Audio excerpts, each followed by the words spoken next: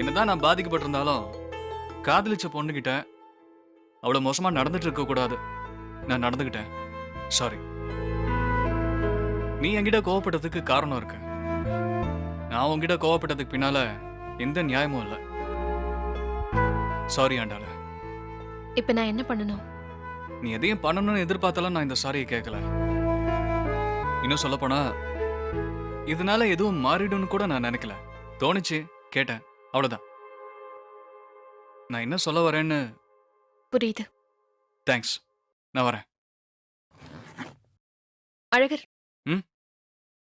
Sorry. என்ன பதிலுக்கு பதிலா? எப்படி வேணா வச்சுக்கோ. ரொம்ப நாளா கேட்கணும்னு தோணுச்சு, ஆனா என் ஈகோ தடுத்துருச்சு. நீ சாரி சொன்னப்போ எனக்குள்ள இருந்த ஈகோ உடைஞ்சிருச்சு. சாரி சொல்லிட்டு நீ மட்டும் நல்லவனா நடந்து போன எப்படி? அதான் நானும் சொன்னேன் சாரி. நான் இதை எதிர்பார்க்கல. இதுக்கு என் அப்பாவும் ஒரு காரணம். அப்பா மனசுல இப்ப மாமா மேல கூட கோவம் இல்ல. மாமாவும் ரொம்ப தப்பா நடத்திட்டோமோன்னு இப்ப அப்பா நினைக்கிறாரு.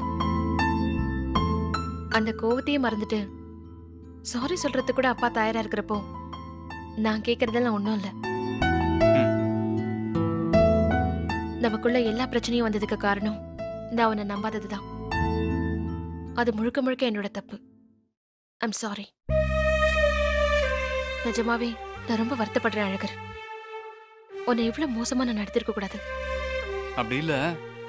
உன்ன மாதிரி தான் நானும் இது எதையும் எதிர்பார்த்தெல்லாம் சொல்லல. உள்ள தோணுச்சு, அதான் சொல்றேன், அவ்வளவுதான். ம்.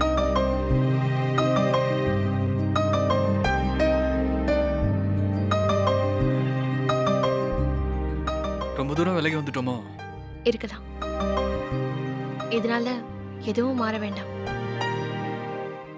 ஒருத்தருக்கு ஒருத்தர் சாரி சொன்னதே எனக்கு பெரிய விஷயமா தோணுது. இப்போதைக்கு இது போதும். ம், வரேன்.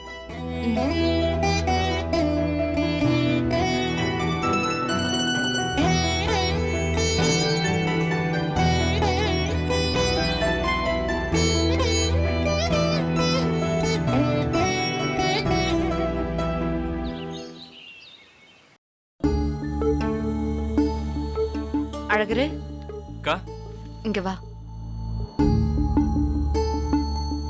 இப்படி உட்காரு. எப்போ வச்சுக்கலாம்? எதை கேக்குற?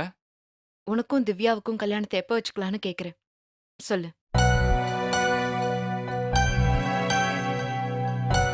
இப்ப இருக்கிற நிலைமையில இது ரொம்ப முக்கியமா? இப்பதான்டா இது முக்கியம்.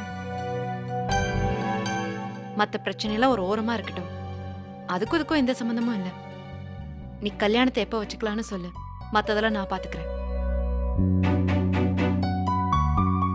நீதான் அக்கா கிட்ட சொல்லி கேட்க சொன்னியா?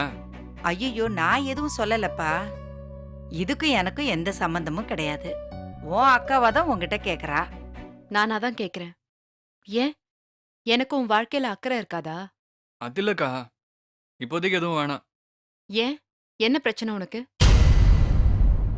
இல்ல, கேஸ் இன்னும் கோர்ட்ல நடக்குது. லீகலா டைவர்ஸ் கிடைக்காம இத பத்தி பேசி என்ன ஆக போகுது? கேஸ் கிடக்குது, அதெல்லாம் சும்மா ஒரு ஃபார்மாலிட்டிக்கு. உங்க ரெண்டு பேருக்கும் ஒருத்தரை ஒருத்தர் பிடிக்காம ஒத்து வராதுன்னு முடிவு பண்ணதுக்கு அப்புறம் கோர்ட் ஆகுது, கேஸ் ஆகுது.